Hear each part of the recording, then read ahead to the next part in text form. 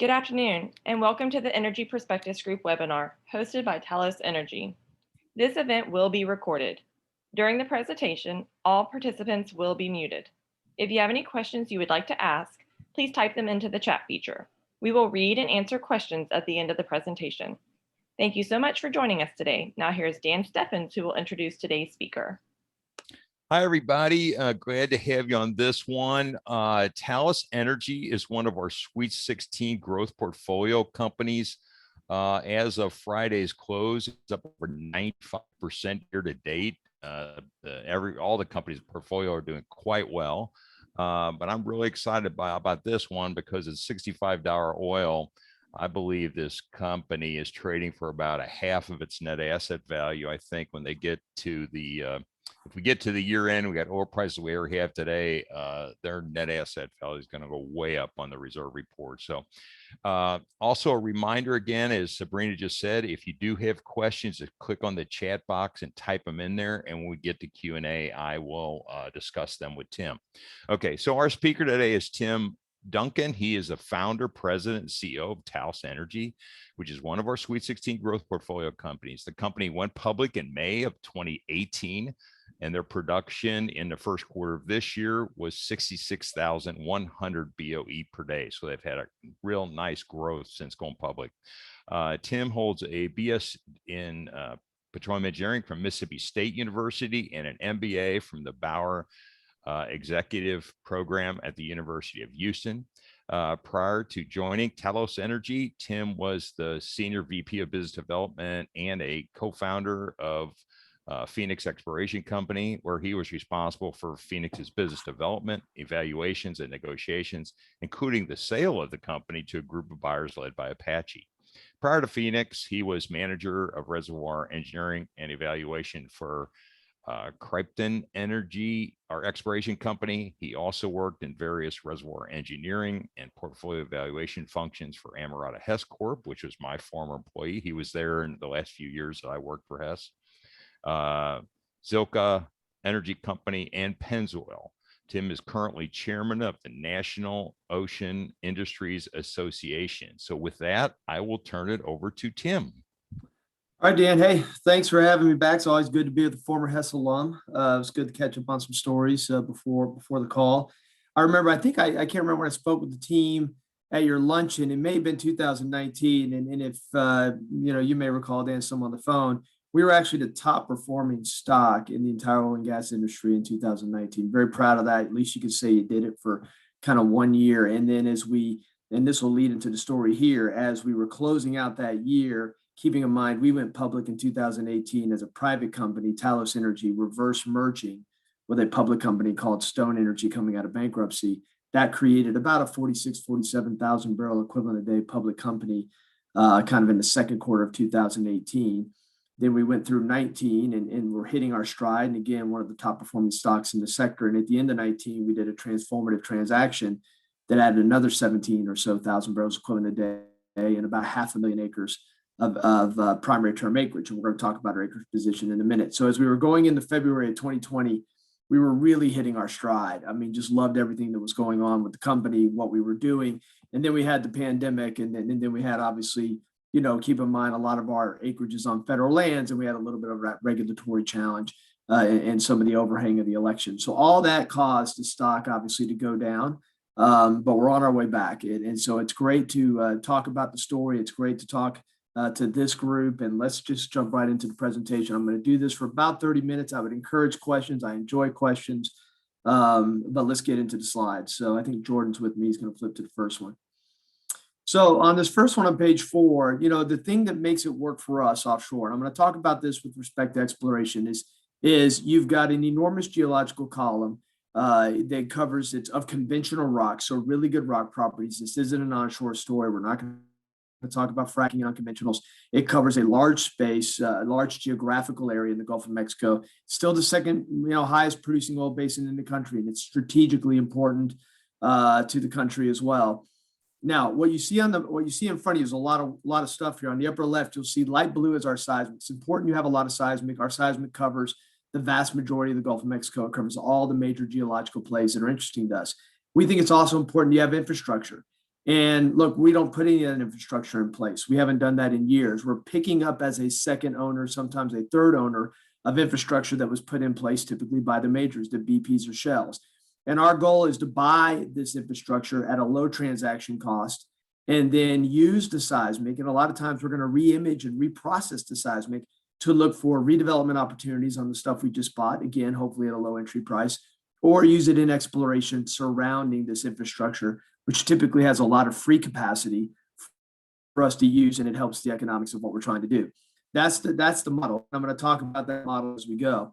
You know, a couple things on this chart just to look at. 75% liquids, Dan mentioned, we're linked to oil. I'm going to talk about that. We're predominantly in deep water, but we have a shallow water heritage. And so we still have some assets in shallow water. We'd like to operate most of the things that we do. Dan mentioned in the first quarter, we had record production at a little over 66,000 barrels equivalent a day, and we had almost a record level of liquidity. So we're in a good spot, plenty of asset coverage ratio. And then beyond that, you know, some of the catalysts and a lot of what offshore is about isn't just an ability to generate free cash flow, because we can certainly do that. And we did that in the first quarter. It's also about having catalysts. You know, we think ultimately to sustain whatever we're trying to build for the long run, you want to have these exploration catalysts in a conventional basin. You just don't want to own these assets and have to be obligations managers. And so we've got a big catalyst in offshore Mexico. It's one of the biggest discoveries in shallow waters over the last 10 to 20 years. And we just had a major discovery announcement in deep water with BP. So we'll talk a little bit about those as well. Let's go to the next slide. So a couple of things to think about, you know, why us, and, you know, why offshore and why is it important? Well, look, we started this company in 2012 with 5 of us in private equity capital. We did our first transaction in the first quarter of 13. So it was a small 15,000 barrel a day transaction. And here we are 8 years later. Since we started this company, I think 260 E&P companies have gone bankrupt. And we've managed now 2 different major commodity crises. We've never breached a financial covenant. In fact, we've never done that in 20 years of building companies. We've always been in the Gulf of Mexico. We know exactly how the right strategy can work here. You know, we've got oil-linked assets. And so, you know, even though we have some hedges, they're out of the money. And I hate having hedges that are out of the money, but keep in mind, before the pandemic, thank goodness I had those hedges that were wildly in the money, and it sustained us through the pandemic.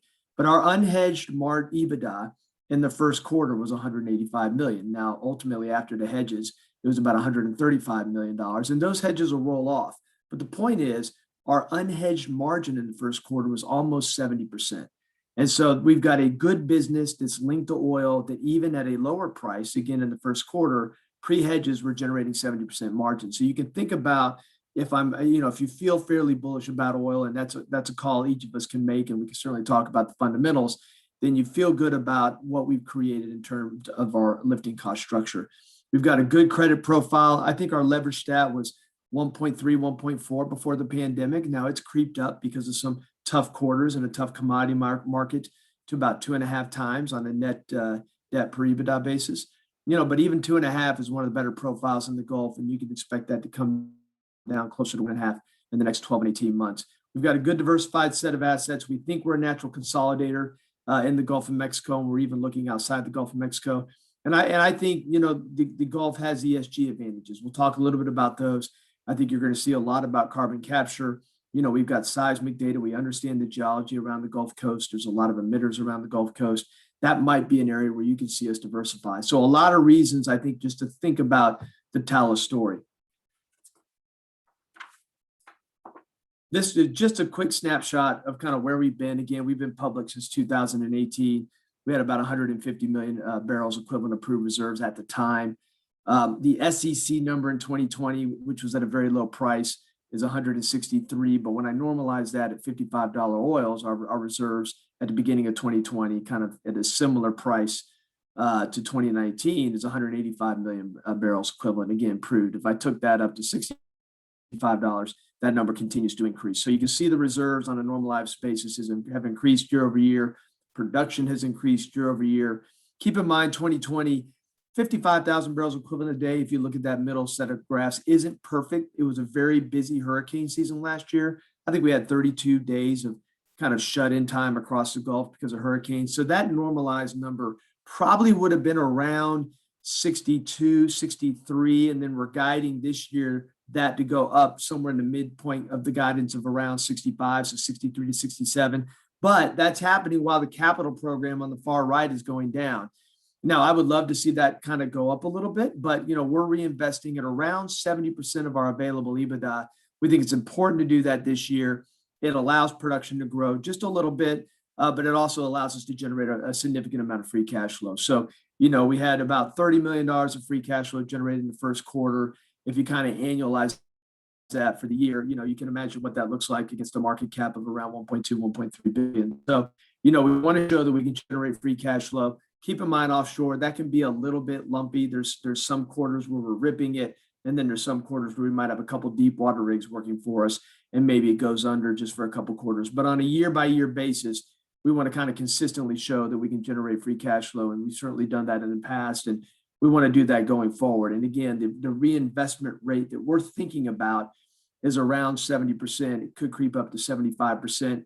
I don't have a slide that talks about how that capital is allocated, but just to sit on that for a second, normally, if you think about, again, we're generating, whatever the EBITDA level is that we're generating. And I think consensus, if you just kind of go grab a Bloomberg screen, I think consensus for us this year is, somewhere around 530 to 550. But if you think of that EBITDA and you think about this capital program as a reinvestment rate, then in that capital program, typically 75% of that is going to be around drilling and completions. And we want to have some of that in exploration, not a big chunk, but maybe 20 to 20%, 5% of that in exploration. And then the rest of the capital program is around maintaining the plugging and abandonment obligations. That's normally 12 to 14% of our total capital program. And then we have some seismic and reprocessing and some acreage costs and some other capitalized items. And again, seismic reprocessing is a big part of our strategy. So if you go down, this just shows, this is a slide that might be certainly of interest to you guys. It drives me absolutely crazy. But the 185 million barrels of proved reserves at $55. And again, the environment we're in right now is worth 3.3 billion. And then this isn't quite right because it's a little older when the stock was at $13 and it's closer to $16 today. But I think that enterprise value is still somewhere around, PDP, below $60. So we're not trading, in my view, at PDP at the current oil price. And so a big discount from my perspective. What you also see in the blue line is where our net debt is at the end of the first quarter. So plenty of asset coverage as well. So, and again, this is just proof. So it doesn't include the discoveries we have in offshore Mexico, mainly Zama. It doesn't include the recent discovery we just announced in Puma West. It doesn't include some of the locations we have currently in our drilling program. As we move the platform rig that was in our GC18 area, that platform rig is moving to the Pompano area. Some of those are proved undeveloped, so they would just transfer the orange graph into the PDP category, but some of those are outside the reserve report. So quite a bit of value outside proved. Let's get the next one. This just shows the acreage, and I think this is very important. So we have over 1.4 million acres.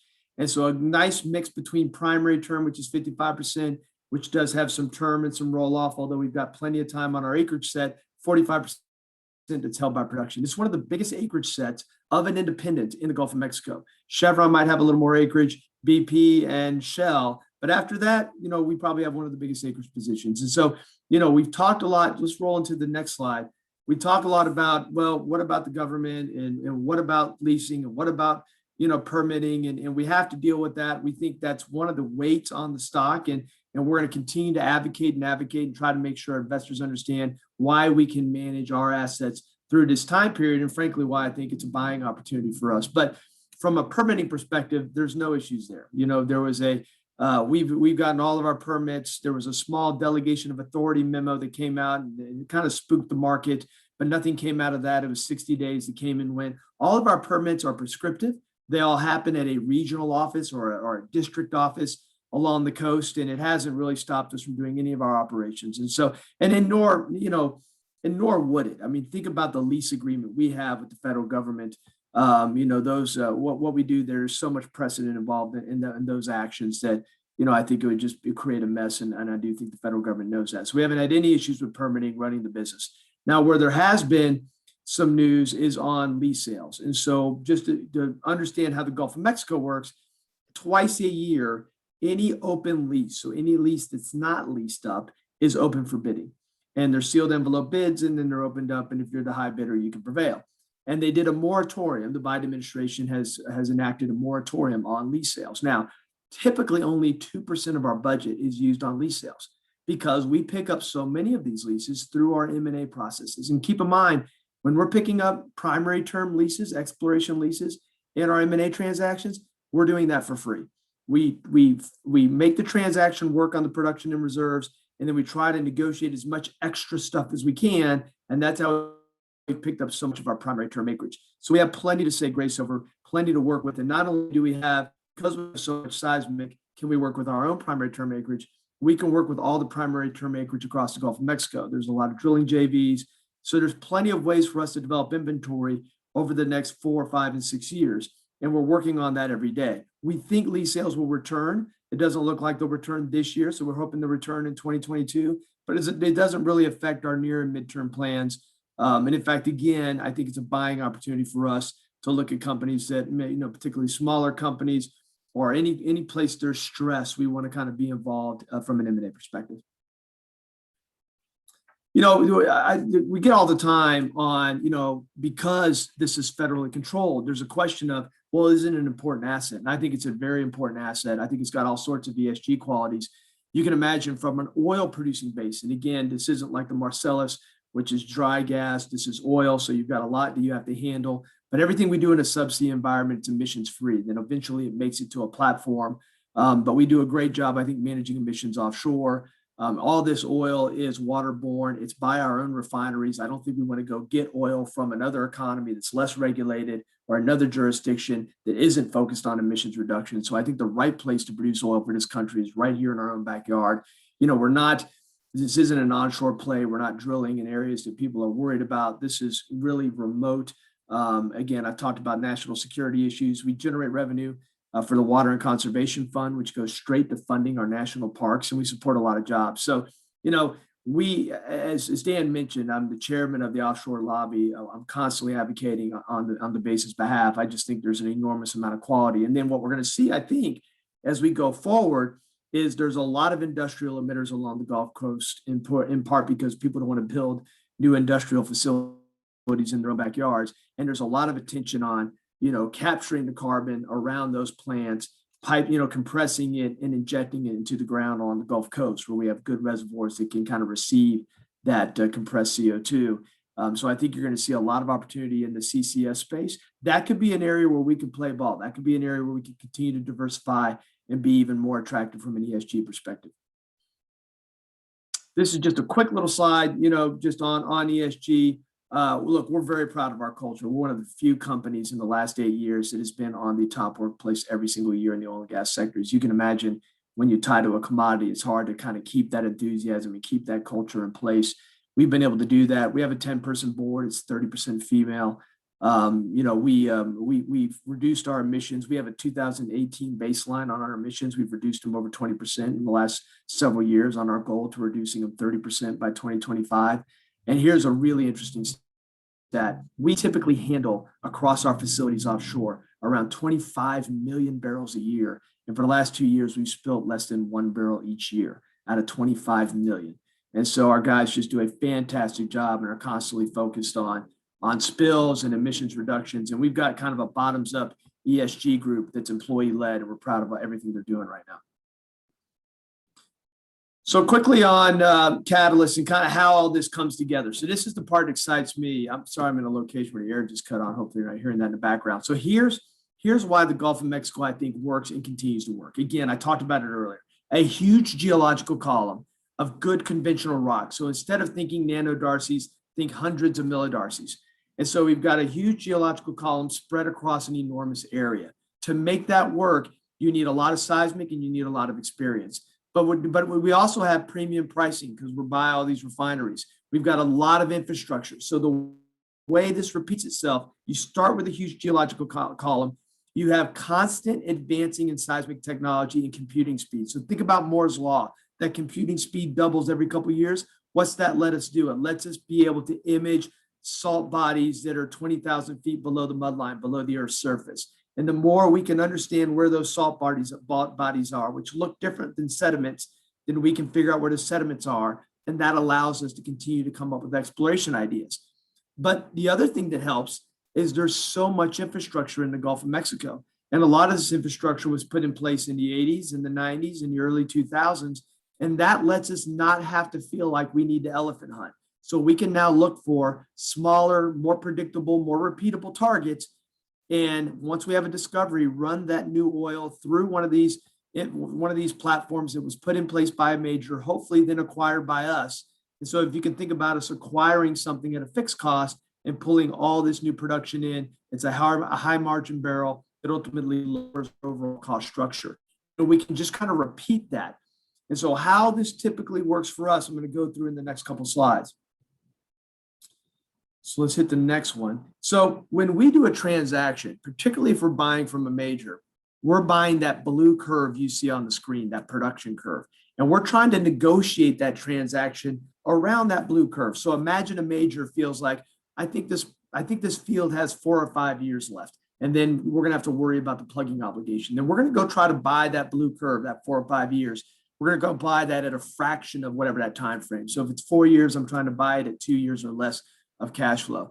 And then the first thing we do is the brown curve. Now, this is just illustrative, but the first thing we do is try to come up with, production engineering projects. Let's replace an old electric submersible pump. Let's change the gas lift design. Let's lower our cost structure. Let's do something that stretches out the profitability of the asset. With that extra time that we get from those activities, now we're reprocessing and reimaging seismic, not only in the potentially 100 million barrel old Exxon field, for example, that we just bought, and trying to find another 10 to 15 million barrels of development activity. We're looking 5 miles away, 8 miles away, 20 miles away, and looking for these exploration targets that the reprocessing can pull forward, that if we're successful, we can run it right back through our own facility.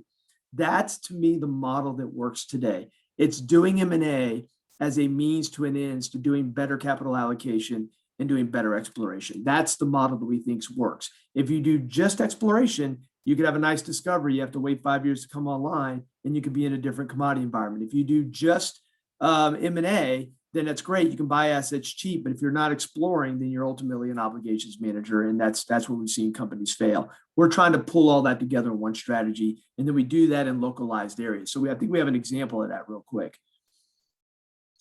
So this just example, we're just real quick. 15 shows you the firms that we're doing business with. I mean, we're buying assets from the Exxons and the Shells. We're doing joint development, joint ventures, and drilling JVs from the BPs and the Cosmoses of the world, the Chevrons. The big discovery in Puma West was BP and Chevron. And then we can work with that private company that might not figure out, how do we ultimately start a monetization process? We can work with those two. So we think we're a counterparty that can work with everybody across the board in our basin and potentially other offshore jurisdictions as well. The next slide, this just shows, again, our facilities. What I would focus on is that spare capacity line. All of these have room. So not only can we work with what we have and try to improve what we have, redevelop the asset that we bought, but we have room to then go out and find new prospects and new projects and run them through these facilities. Or frankly, we can host somebody else's discovery and get a piece of their revenue as well by running it through our facilities. So this is a great example. So this is kind of this is the Green Canyon area. Again, light blues are seismic, dark blues are acreage. Let's zoom into Green Canyon. BP's the big player in Green Canyon. They have the Mad Dog field. If you look at the right side, you can see that pulled out. We started in Green Canyon with a couple transactions. That's number one, and that's number two. And so we bought each of these at under 2 times cash flow. In number one, that's the Green Canyon 18 asset. We bought that for $15 million. It was producing 1,500 barrels a day. We just took a rig off of that facility after we remapped everything, put a rig on that facility, and now that platform is producing over 10,000 barrels equivalent a day gross. So that's a heck of a job by our team of figuring out how to transact at a relatively cheap price, and then remapping the 130 million barrels or so that was produced by Exxon, and then going in there and finding new locations. And so that's great for us. We also have more room in that facility to do other things in the area. Number two was an old Chevron asset. And so we bought that asset. It was producing around 10,000 barrels equivalent a day in one of our early transactions in 2013. 2 miles to the south, a couple years later in 2016, we made the Tornado discovery. It's already produced 35 million barrels, and we're in the middle of a water flood project there. And again, none of that was identified or considered in the transaction.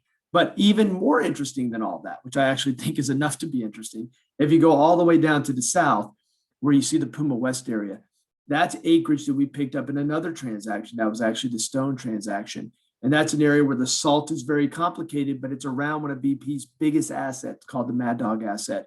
And we re-imaged the seismic, kept working it, finally thought we had uncovered where the salt body was and ultimately where the salt body ended and where the sediment began. And we permitted the location, the BP called and almost asked, what in the world are you guys doing? We've been spending, hundreds of millions of dollars on seismic reprocessing in the area. And we'd like to drill that well if you're going to drill that well. I'm like, yeah, we're going to drill that well. And so we formed a partnership with BP and Chevron, and we drilled the Puma West prospect and announced that discovery here in the last 3 months. And I think we have a quick image on the discovery. So there it is. Look, I wish I could tell you all about it, but my friends at BP and Chevron want to keep some of this relatively tight as we get into the appraisal process. But I would just tell you that, look, BP announced it, which certainly we think adds a bit of credibility. It's oil pay similar to what we have in the Mad Dog area in terms of it's got good fluids, it's got good rock properties, it's got good pressures. We kept the well as the keeper. So instead of plugging it, we suspended it so that we can then use it. You can see all the facilities in the area. So we're within 15 miles of several facilities, and the goal will be to appraise this soon, then figure out exactly how big it could be. And do we want to quickly just tie it back? Do we want to think about construction? I would say with these facilities, we probably are going to have a subsea tieback option. But it's just a great story and an example of something that's still here. And we think there's a lot more of this in emerging trends. And so let's talk a little bit about some of those trends. I think is the next slide. So these are still the emerging trends. So that Miocene Pliocene, as we kind of look at that graphic on the right, that was the trend that the basin was built off of. It was built off of the Pliocene geology. Then it got a little older and we got into the Miocene geology, more in deeper shallow water and into deep water. And then we started figuring out how to image around salt, and the subsalt Miocene play revealed itself. And we're still learning so much about the subsalt Miocene play. Puma West is an example of a subsalt Miocene discovery. Now we're seeing developments in the Wilcox and the Norphlet and an emerging one in the Cretaceous. The good news about that is when you have 1.4 million acres and you cover 90% of the Gulf of Mexico with your seismic data, you can kind of see and be involved in all of these. And so we think we're in a very good spot to be able to take advantage of some of these emerging trends. And again, because of the facilities in place, we don't always need to elephant hunt here. We just need to make sure we understand the dynamics of what it ought to look like, how to risk it effectively, and how to allocate the right amount of capital toward it. This is just Zama. Look, it's a discovery we're very proud of. I think those who follow the story know that Netherland, Sewell came in here on a resource basis. It's got a contingent resource of over 700 million barrels gross. We're in block 7. If you look at that image on the left side, we're on the western side. We have 35% of that block. Pemex is on the eastern side. So we've been struggling. We're trying to wrap up this unitization. If this was any jurisdiction, if this was BP or someone we knew on the other side, we could do this in several weeks, if not several months. But it's taking a little longer here, in part because they've never done this in the history of Mexico. It's going to crystallize to a result. And when we get to that result, we're going to be able to describe exactly what the development plan is going to look like, although it's going to look similar to what you see on the bottom right, 2 fixed platforms in shallow water, some ability to take oil to the coast and ability to offload it to an FSO. We'll be able to really talk about what our interest is, ultimately post-unitization, what the redetermination mechanisms are. And then the most important one I think people are anxious about, is our ability to operate here. We think we should be the operator. Obviously, this is in Pemex's backyard. Those are the things that we're trying to work through. We missed the deadline, and it's understandable if you're in Pemex's shoes. It's tough for them to kind of really understand how they should play this when they haven't done this before. The government's involved. It's not something that I think they would love to be involved in. So they're trying to be thoughtful about this, and we understand all that. So we've had to show a lot of patience, and we're willing to do that because it's such a good discovery. But none of it's valued in the stock, and I think at some point you're going to see that value crystallize. This just shows really quickly, just kind of, we're focused on M&A, not only in the Gulf, but outside in the Atlantic margin, maybe even in the North Sea. I mean, my view is we want this company to be bigger. We want to cast a wider net of investors. We want to create demand. And so to do that, we need to, I think, be a bigger company, and we want to drive down our cost of capital. We're happy to do that in the Gulf of Mexico. We're constantly looking in the Gulf of Mexico, but our understanding of conventional geology, seismic, and how it responds to seismic and offshore operations, I mean, we can move that to other jurisdictions. We've learned something about ourselves and how we manage other, non-U.S. jurisdictions in Mexico. I think we can do it. And so we're looking at that. It's not the first thing we're trying to do, but it's something that we're focused on as we think about growing the company. And then a couple slides just quickly on financial principles. So if we don't like having a lot of leverage, again, there's just been a unbelievable level of bankruptcy since we started this company. And the reason we've been able to hold where we are and not destroy all that equity value is because we don't believe in having too much leverage. We believe in having ample liquidity. We hedge appropriately, and we want to make sure we manage our maturity profiles. And we just kicked out a bunch of maturities on the subordinate debt at the end of the year, and we're working on maturities with respect to the RBL now. So, we're kind of focused on all the things that you would want us to be focused on. Because we want to be a trusted counterparty. A lot of the sellers are the majors. The majors don't want to sell to a credit that they can't believe in, and we want to make sure that they believe in us as a counterparty, and investors believe in us as a good investment. So that leads us to just a couple little slides. Again, in the first quarter, almost a record level of liquidity. That leverage is probably higher than we want it to be, but again, better than most in our basin, and you're going to see that come down. It was around 1.3 to 1.4 pre-COVID. And you can just, tell by the value of our reserves. And by the way, our value reserves are aided by the fact that we run so much of our, new production through these fixed cost platforms that it creates a good PV proposition. And so that's how we get such good asset coverage ratios. So a lot I gave you in 30 minutes, but, I really wanted to leave some time for some questions.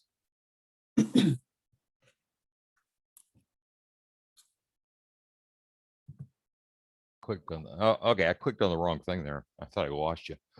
Still there, Tim? Yep, I'm here. Okay. All right. I'm going to get to some Q&A questions that were sent to me. I'll remind everybody else, if you have a question, just click on the chat box and type it in there, and then it shows up here, and I'll get to that. But I see some coming through right now. So these are questions that were sent to me. Okay. First of all, is Talos going to remain free cash flow positive through 2021 and 2022 if oil stays over $60 a barrel? Yeah, no, look, I don't see where, our goal will be, let's just think about how you get to that spot. So you get to that spot by deciding exactly how you want to reinvest and how you want to allocate capital. And I think there's a sweet spot where we think we can reinvest somewhere around 70% of EBITDA, which then again provides you 30% for debt maintenance, and then additional free cash flow you can pay down debt with. We think we can reinvest around 70%, particularly in a $60 environment. There's no doubt about it. It could go as low as 65%, as much as 75%. And you're still investing in a nice range of opportunities that we talked about in the slideshow. You're still doing a lot of the maintenance stuff that you want to do to keep production flat or slightly grow it, and then you're still saving some room for exploration. So, again, if we wanted to reinvest at 80, 90% because we thought we had to grow production materially, which I don't think we need to do, then you could threaten that. But at 70%, absolutely, we're generating free cash flow. You may not grow production at 10% year over year, but I think the goal, what I want to be able to do is risk Dan a little more. I want to turn a little more risk on. We want to do a couple more Puma West. We want to drill, 2 or 3 exploration a year and hopefully announce a discovery every year. And then once you get that conveyor belt going, then you really see the impact of the basin. Again, some of the wells in the Mad Dog area flow 15, 20,000 barrels equivalent a day. Our Tornado well, when it first came online, flowed 15,000 barrels equivalent a day and stayed there for a couple of years. So the answer to the question is yes, no doubt about it, particularly at a 70% reinvestment. And it still allows us to have a nice blend of opportunities at that level as well. Yeah. Okay. This is a follow-on question that just came in a few minutes ago, but I want to poke that on. It says, Goldman Sachs and Raymond James are now forecasting $80 to $90 WTI within 6 to 9 months. Raymond James just did a presentation on May 26th where they say WTI needs to get to $90 in the first quarter. Does Talos have some low risk PUD locations that you could bring online quickly at year end to get them into your year end reserve report and also take advantage of an oil price spike like that? Yeah, so there's a couple things going on there. One, I would tell you, I'm actually traveling. I'm on the road today, and I was at Intercontinental, and I was the 11th plane to take off on the runway. It's been a long time, Dan, since I was the 11th plane to take off on the runway. So just let that sink in for a minute. So look, but can you prescribe? Can you just sit there and say, hey, I'm a believer in $80, $90? I would love it. Hell, I love $68. The answer to the question is, whenever you have a run like that, you are looking for what can we do. Sometimes it's hard to do it on the drilling side because rigs are spoken for. There's planning involved on the operations side, not so much even on the permitting side, just kind of on the operations side. But what you can do is look at asset management. Do I have some recompletions? I was waiting to do something on the production engineering side, but let's move that up to the front of the line. And those are, all that helps. Every bit of that helps. It generates a little free cash flow. We can certainly think about jamming on some locations just in the PUD category. I would tell you, I'm not a big fan of having the undeveloped portion of my reserves be more than, say, 25, 26%, because occasionally, let's just say we get Zama to FID, that's going to move over to PUD, and then that PUD, kind of moves, that PUD category really moves up to a higher percentage. And I don't know if the market gives us a ton of credit anyway. So I worry more about what can we execute. We might move some locations in and out, but I don't want to move a location in, and then, if oil drops, I have to think about moving a location out. We typically don't want to move a location in unless it has really kind of 2-to-1 type economics. So you'll see us at a higher oil price, try to grab low hanging fruit. I don't know if it's just adding, a bunch of locations for the hell of it, because again, we've got this non-book discovery, something like a Puma West, something like a Zama. When that hits final investment decision, those reserves flow over naturally to the proved report. And I don't want to just get overweighted on proved undeveloped. Hopefully that makes sense to everybody. Yeah. Let me just add right here for some of our listeners. If we get to year end and we have $68 to $70 oil, these companies are going to get a lot of proved reserves added back. Just that way, Dan. Just that way, if nothing else, because the tail, the economic life of the properties get extended, especially when you're talking about Gulf of Mexico, get added back. And their depletion rates, their DD&A rate is based on their proven reserves, because these companies all use unit of production DD&A rates. And so by increasing those P1 reserves, you lower their DD&A expense. And if you look at any of these income statements, it's one of their biggest line items. Even though it's a non-cash item, this then turns like a company that's not, it gets reported earnings much, much higher, which, for the people that don't know anything that invest, that only look at GAAP income statements, that's a big deal. And it will draw a lot more investors to this sector. It also helps with your debt covenant type ratios and stuff like that. So it's a really big deal to have a really nice reserve report. But as much as that's true, Dan, you might have someone say, well, then load up, right? If you can find every single location and turn over every rock and add it. But keep in mind back there, you've got, auditors, and you've got both, for example, an EOI or another one, a SUL. And I think they want to see a certain level of kind of an expected level of execution and sensibility about that. In fact, the rules require an expected level of execution. So you've got to be mindful about how you do that on the proved undeveloped side, but just the value of our current reserves, outside the fact that we can naturally add when you add another $15, $20 oil prices, are exactly right on with your comments. Yeah. You got to manage a business. You got to manage a business logically. That's no doubt about it. So, hey, I saw your press release and this Tornado 3 sidetrack. Yeah. It sounds great. It's cool. Yeah, it's really cool. So do you expect to raise your full year? How fast can you get that online in the third quarter? And do you expect to raise your full year production guidance? Yeah. So a couple things on that project. So one, again, going back in time, that was something we discovered 2 miles south of something we bought. So we bought the old Phoenix complex. It was a Chevron discovery 2 miles to the south. We re-imaged seismic and said, hey, there's a deeper event. Let's go drill it. That was the Tornado discovery.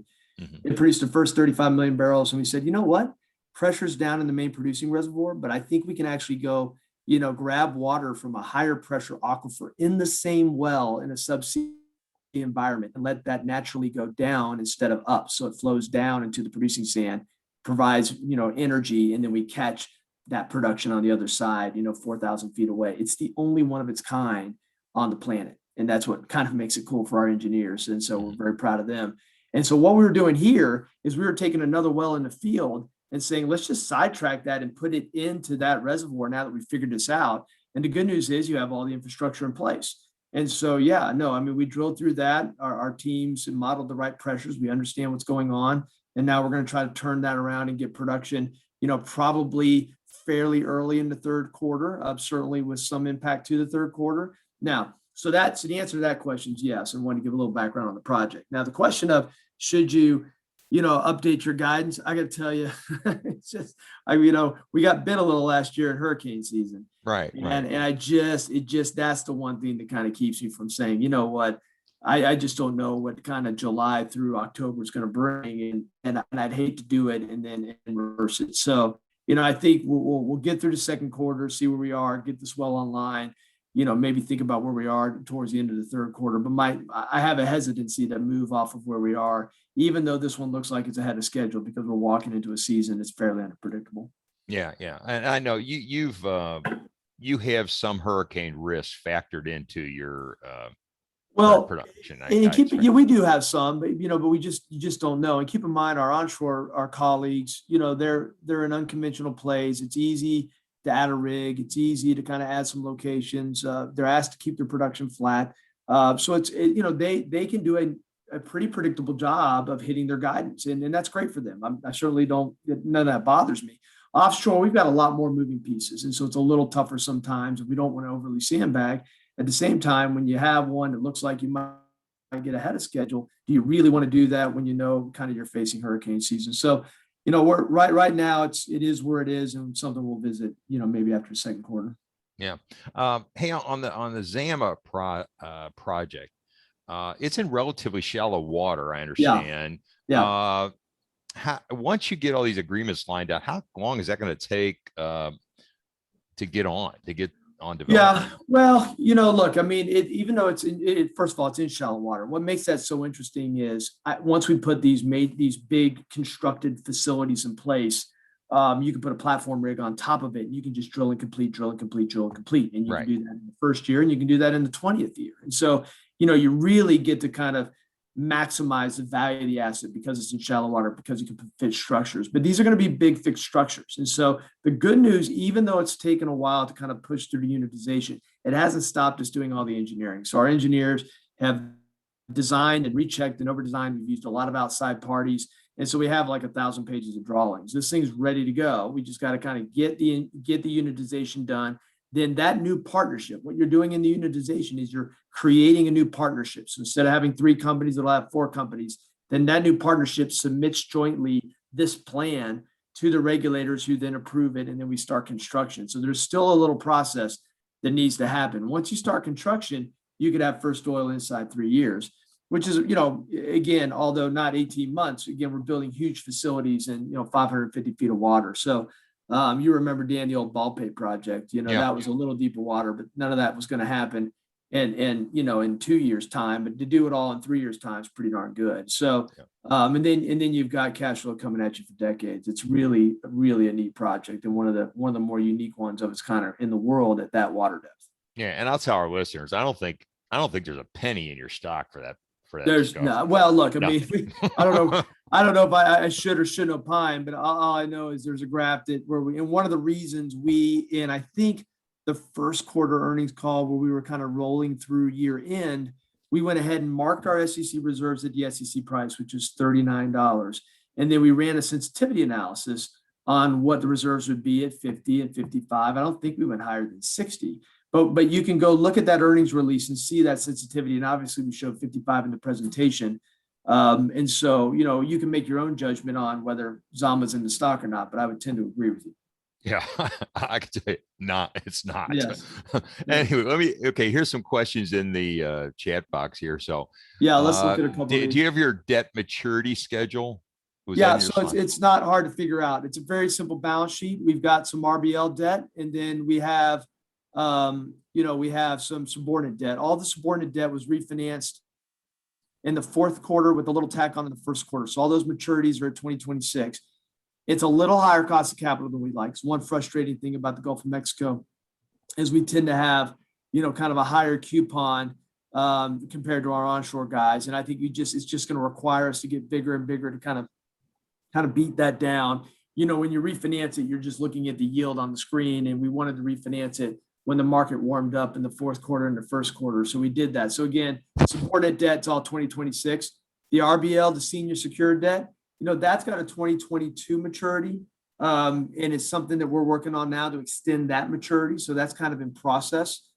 We had 16 banks in our bank group. We had a good redetermination both in the spring and the fall during the pandemic. But look, there's some stress on the lending community, but we're even if, as we extend that, even if the total value or capacity of the RBL market goes down a little bit, we're starting kind of with record liquidity in that process. So first lien, senior secured, 2022, working on the maturity now, subordinate debt, 2026, no issues there, just got that refinanced. Okay, good. Okay, how do the economics of a barrel in Mexico compare to the US? It's not going to be quite as economic from an IRR perspective, just because, the way the contracts work. So in the United, but here's what's exciting about it. I'll get to that in a minute. In the US, Gulf of Mexico, it's just a royalty structure. You're paying the government. That royalty can move around. It can be as low as an eighth. It can be as high as almost 18 3/4. So that royalty moves around, but there isn't a ceiling on what you can do. So you can have IRRs at 100%. You can have IRRs at 80%. In Mexico, they cap that IRR.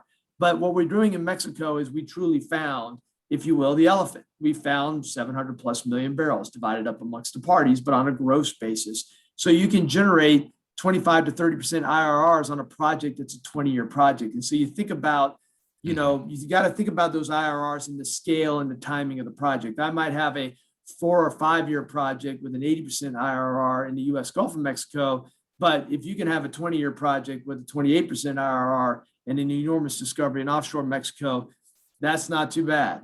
So they're going to limit, they're going to keep clawing some of that upside back, which is a normal production sharing contract in international jurisdictions. You see that in West Africa, you see that in Brazil, but you're in it for the prize and the sustainability of those cash flows over a long period of time. And that's what makes the project so interesting. Yeah, that's a great point. And when you compare this to these onshore horizontal shale wells, they come on really strong from an economic standpoint. They pay out very quickly because they come on so strong, but they have really steep decline curves. The offshore is the other way around.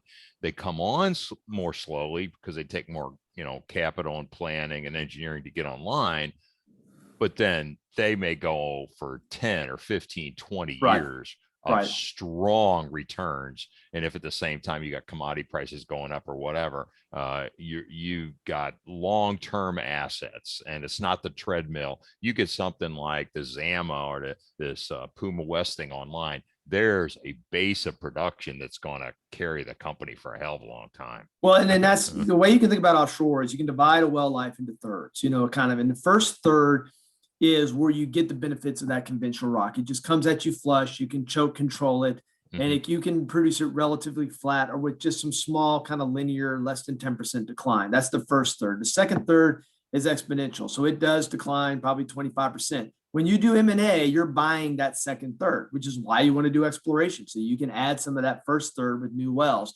That back third is kind of a tail. It kind of levels out. It can even be a little hyperbolic, but it just kind of sits there. Again, you're transacting in phase 2 and 3. What you want is phase 1, but you want to use the facilities that you just bought to encourage new production and encourage that. So if you can get that mix of new wells that are flat and old wells that are kind of mature and declining, and that you can get that total mix in that portfolio, and you buy it all at the right price, and you can, drill it with the right economics, I think you've got a business. Now, you're going to say, well, that sounds too good to be true. Well, there's still P&A obligations, and we recognize that, and that's the one thing we really have to manage. But how you transact and how you manage your capital allocation helps you manage that P&A obligation. I think there's a lot been written and a lot been said about that, but we kind of have that 12 to 14% as part of our capital allocation towards P&A every year. We don't want it to be much higher than that. We actually don't let it be much lower than that, so we can always have a consistent approach that we manage that one part of the business. But if you can manage that right, you can do a lot of good in the Gulf of Mexico. There's no doubt about it. Yeah. I know you can. We know from Hess. Yeah. How long will it take BP to determine the probable recovery reserves on Puma West? And are they planning to drill a confirmation well this year? I think to ask them to do something that quick for again, keep in mind the partners of BP and Chevron, there's some planning involved. I mean, we've got a lot to digest. That was a 23,000 foot well that we drilled there through like 11,000 feet of salt. So you can imagine you got to kind of soak in. All right, let's take all that data. Let's take some of the velocity data. Let's relook at the seismic. And then you go about the business of appraising. Now, how we appraise Zama, just as an example, when we drilled our first appraisal well in one surface location, we kind of went down dip and then we kind of went off to the side, if you will, lateral to the original discovery well. And we did that from one location. You can envision something like that in an appraisal program here, but it's going to take some planning. So I think try to do it this year is probably a little bit too ambitious. But hopefully fairly soon. I don't want to guide out without talking to those guys, but I would say probably a little too ambitious for this year. But again, because there's facilities in the area, the hope is with a good appraisal, we can come up with a decision pretty quick on what to do with it. Yeah. And I mean, if BP and Chevron are excited about it, you should be really, really excited about it. That's, I think that goes without saying. Yeah. I think that goes without saying. It's a little bit bigger deal to you than it is to them. But anyway. That's right. Okay. Let's see. So I'm looking at the screen with you. Yeah, I think that's about it, right? Well, I got some here that were emailed in, but I think we've kind of got to everything here. I got this one on market for relook. The market's great for refinancing. The problem was we didn't, when we looked at the maturities at the time last year, what you don't want to do is don't ever want your maturities to go current. And so, our idea was like, look, as soon as that market warms up, we were able to kind of go through the pandemic, not sell, distressed assets at a bad price, not sell, say, an override. We kind of kept our whole asset profile clean and we waited to just do a regular way refinancing. Again, cost of capital is higher. And that's something we want to work on. But so it's a great market now. It's just now we've got fresh notes and we really need to wait so we don't have to pay some make holes, et cetera. Yeah, and you got the companies, the bankers, they're raising their price decks. I just got an email today from Morgan Stanley. They've raised their price target, their price deck for oil just today, I guess. But anyway, I'll send it to you. Yeah.